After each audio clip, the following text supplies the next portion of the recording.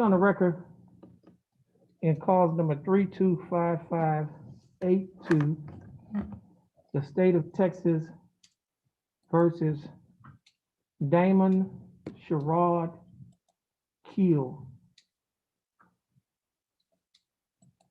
Mr. Keel, would you please raise your right hand? Mr. Keel, do you swear or affirm to tell the truth, the whole truth, and nothing but the truth to help you God? Yes, sir. Okay, Mr. Keel, you may put your hand down. How are you doing, Mr. Keel? I'm all right. Okay, that's good. Mr. Keel, the information states or alleges that on or about January 6th of 2020, while you were in Jefferson County, Texas, you was charged with the Class A misdemeanor offense of evading arrest detention. Mr. Keel, do you understand what you've been charged with? Yes, sir. And to this charge, Mr. Keel, how do you plead guilty, not guilty, or no contest?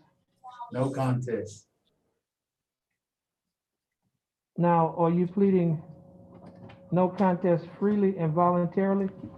Yes, sir. And are you pleading no contest because you do not wish to fight or contest the charges? Yes, sir. Mr. Keel, I have before me what has been marked as State's Exhibit number 1. On this document, Mr. Keel, there's one box that's marked. That box on the page 1 states that this is a Class A misdemeanor. The range of punishment is confinement in jail for a term not to exceed 1 year, a fine not to exceed $4,000, or both such fine and confinement. Do you understand the range of punishment? Yes, sir. On page 2 of this document, Mr. Keel, there are 2 sets of initials. One set of initials is below the paragraph that's called waivers, and it's your initials are on a line that says no contingent, which means no contest. Are these your initials? Yes, sir. The next set of initials is below the paragraph that says discovery admonishment, and it's on a line that says I do not request discovery of the evidence. I waive my right to request discovery in this case. Are these your initials? Yes, sir.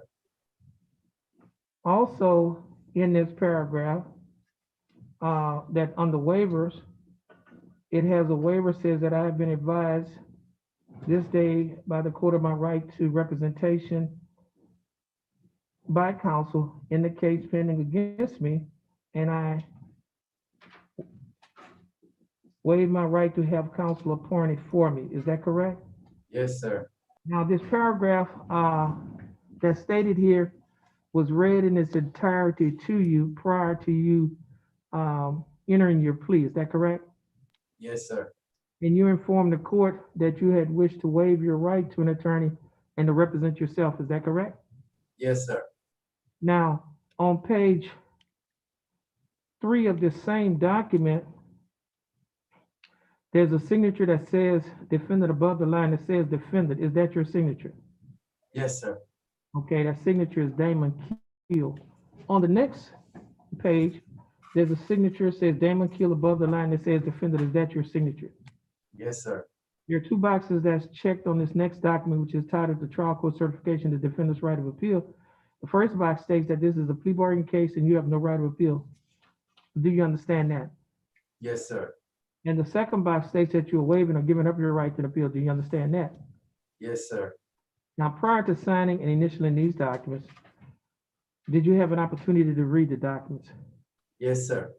And did you read the documents? Yes, sir. And did you understand what you read? Yes, sir. And is everything in these documents true and correct to the best of your knowledge? Yes, sir. Okay, State, I have before me State's Exhibit number 1. State, you like to offer State's 1? Yes, Your Honor, and I'd also like to offer State's Exhibit number 2, that's the probable cause affidavit for this case.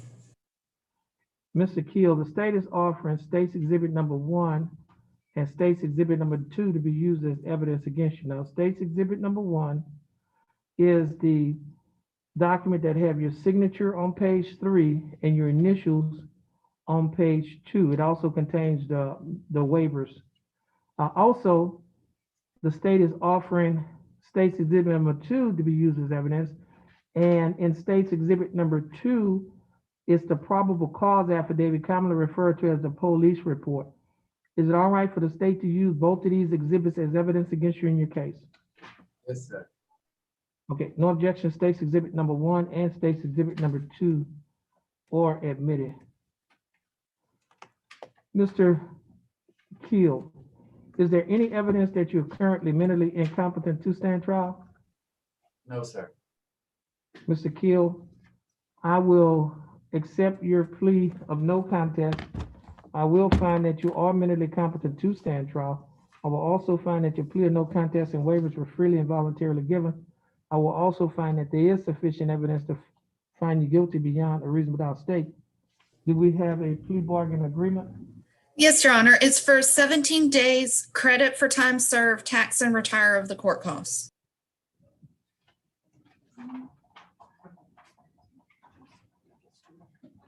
Ms. Keel, the state is offering that you serve 17 days in the Jefferson County Jail. However, you've already served 17 days in the Jefferson County Jail.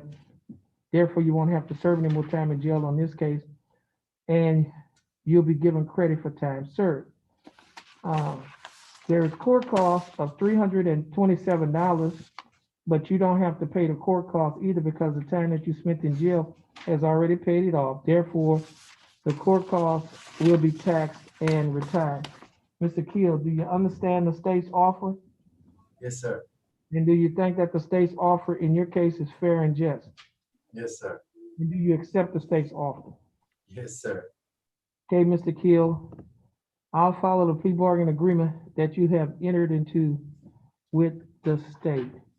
Mr. Keel, have a good day and please follow the bailiff.